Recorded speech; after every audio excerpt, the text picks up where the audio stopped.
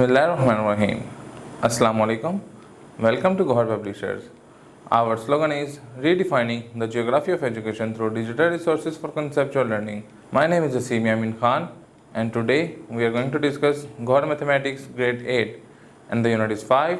The title of unit 5 is Percentage and Financial Arithmetic.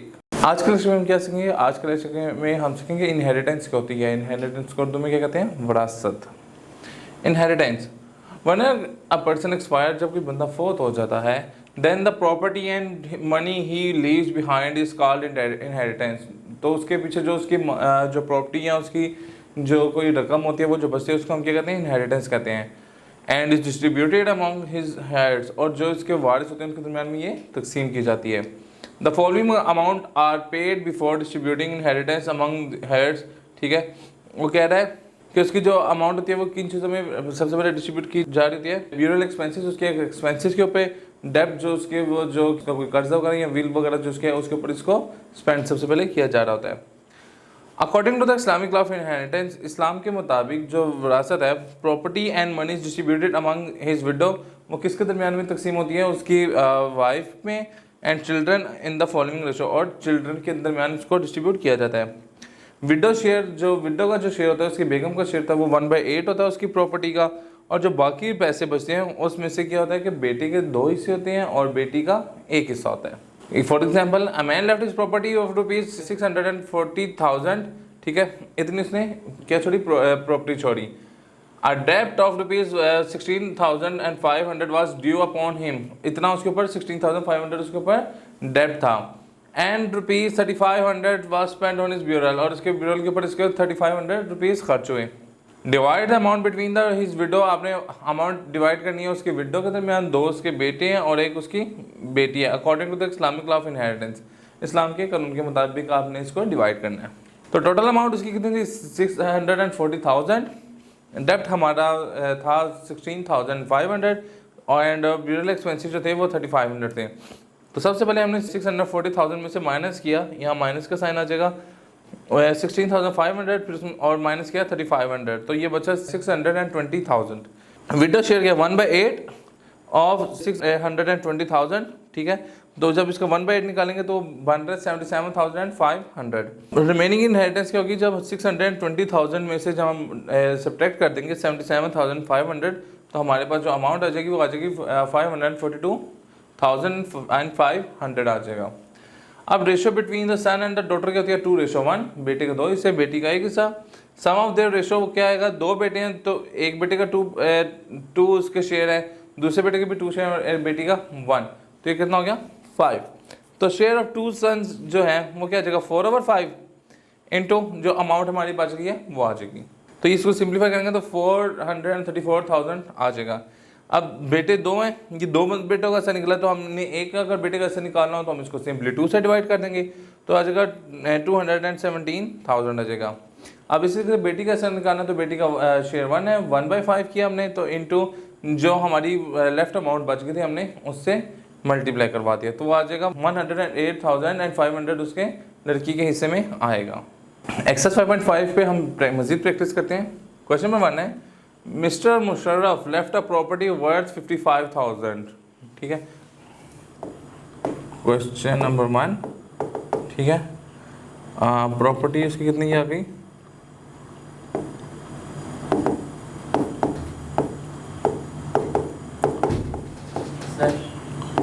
तो मुशर्रफ की property कितने की है? जो बाकी वो पीछे विरासत में छोड़ गया 55,000। ही हैड टू पे 10,000 एज डेब्ट, उसका डेब्ट कितना है? 10,000। The rest of money was divided among his 2 sons and 2 daughters। ठीक है, sons कितने आ गए? 2, और डॉटर वो भी कितनी है? 2। इन द रेशो 2:1, सन के 2 हिस्से होंगे और डॉटर का 1। How much did each child gate? कह रहे बताइए एक बच्चा कितने पैसे उसके हिस्से में आएंगे? सबसे पहले रिमेनिंग अमाउंट, यहाँ रिमेनिंग प्रॉपर्टी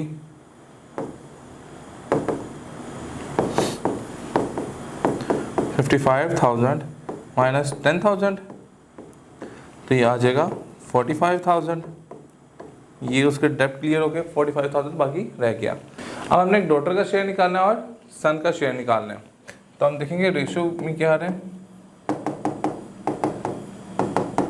ये एक दो लड़की हो गई, दो लड़कियां हो गई। अब हम निकालेंगे सम ऑफ रेशो। तो ये क्या आएगा 2 + 2 + 1 + 1, 2 2 4 5 6। ये कितना आ गया सम ऑफ रेशो का, क्या 6। अब हम निकाल रहे हैं शेयर ऑफ ईच सन। हर बेटे का क्या हिस्सा बनेगा इसमें।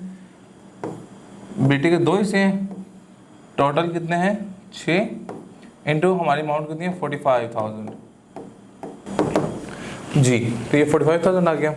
ये 2 1 2 2 3 6, 3 1 3, 3 1 3, 3 5 15 और 0 0 0। तो सन का शेयर आ गया 15,000। अब हमने निकालना है डॉटर का शेयर। 50,000 एक बेटे का हिस्सा होगा। शेयर ऑफ ईच डॉटर, तो वो क्या होगा 1/6। 1 लड़की का हिस्सा 6 टोटल है, इंटू 45,000। तो ये हमारा आ जाएगा 7,500 रुपीज़। तो ये डॉटर का शेयर आ जाएगा। एक और क्वेश्चन देखते हैं। लेट्स सपोज क्वेश्चन नंबर 4 देखते हैं। A man left ₹190,000। ठीक है, तो अमाउंट क्या आ गई या property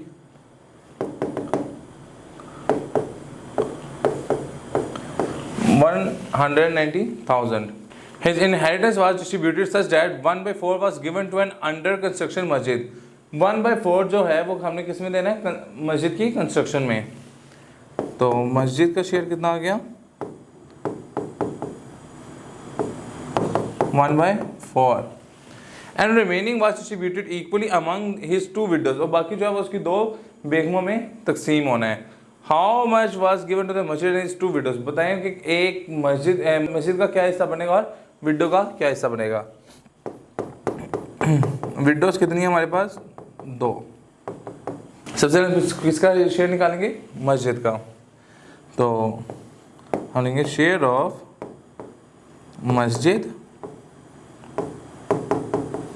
which is equal to 1/4 of 190,000। 190,000 को जब डिवाइड करेंगे किससे 4 से, तो ये आ जाएगा 47,500। ये उसका शेयर आ जाएगा। ठीक, तो ये मस्जिद का शेयर आ गया। अब हमने किसका निकाला है विडो का। अब देखेंगे सबसे पहले कि हमारे पास बचे कितने हैं। रिमेनिंग अमाउंट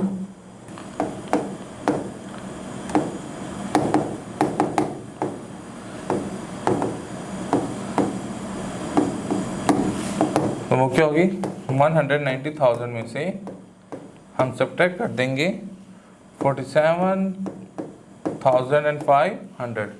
तो हम इसको सब्ट्रैक्ट करेंगे। हम क्या करेंगे 190,000 में से सब्ट्रैक्ट करेंगे 47,500। तो हमारा आ जाएगा, तो ये हमारी रिमेनिंग क्या आ जाएगा 142,500। ये हमारी रिमेनिंग अमाउंट आ जाएगी।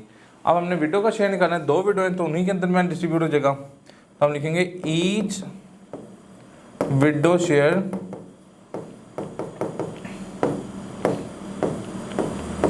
तो क्या करेंगे 142,500 को डिवाइड कर देंगे 2 पे।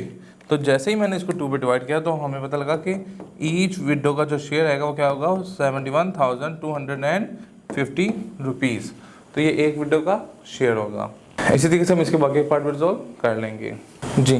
तो समरी की तरफ मूव करते हैं। आप समझ में है कि we exchange rate to convert currencies of different countries. ठीक है, हम कहते हैं हम एक्सचेंज को यूज़ करते हैं जब हमने एक करेंसी से दूसरी करेंसी में कन्वर्ट करना होता है। परसेंटेज मीन्स आउट ऑफ 100%, इसका मतलब होता है 100 में से कि किसी भी चीज़ का 100 में से क्या पार्ट है। The interest rate is called markup and express as percentage. जो इंटरेस्ट रेट होता है उसको हम मार्कअप कहते हैं और उसको हम कैसे शो करते हैं, एक परसेंटेज के तौर पे शो करते हैं।